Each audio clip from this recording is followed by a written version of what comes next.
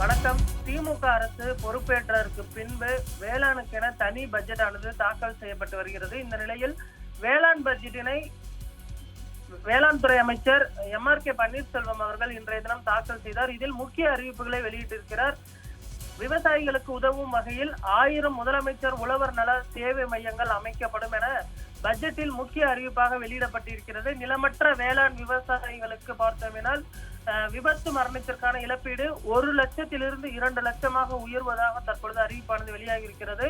உழவர் சந்தை காய்கறிகளை நுகர்வோர் வீடுகளுக்கே டெலிவரி செய்யும் வகையில் உள்ளூர் இணைய வர்த்தகத்துடன் இணைக்கப்படும் புதிய திட்டம் செயல்படுத்தப்படும்.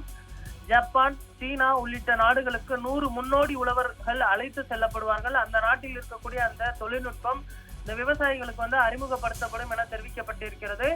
உயிர்மை வேளாண்மையில் சிறந்து விளங்கும் 3 விவசாயிகளுக்கு நம்மாழ்வார் விருது வழங்கப்படும்.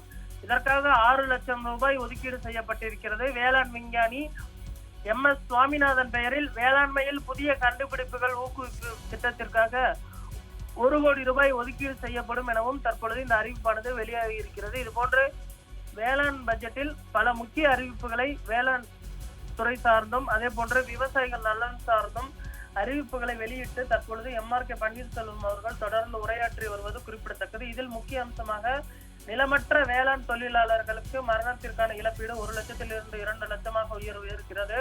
அதே போன்று விவசாயிகளுக்கு பார்த்தோம்னால் 1000 முதலமைச்சர் உழவர் நல சேவை மையங்கள். விவசாயிகள் தங்களுக்கு தேவையான உதவிகளை உழவர் நல சேவை மையங்களை அணுகி பெற்றுக்கொள்ளலாம் எனவும் தற்பொழுது இந்த அறிவிப்பு வெளியாகி இருப்பது குறிப்பிடத்தக்கது. இன்னும் பல முக்கிய அறிவிப்புகள் தற்பொழுது வெளியாகி வந்து கொண்டிருக்கின்றன.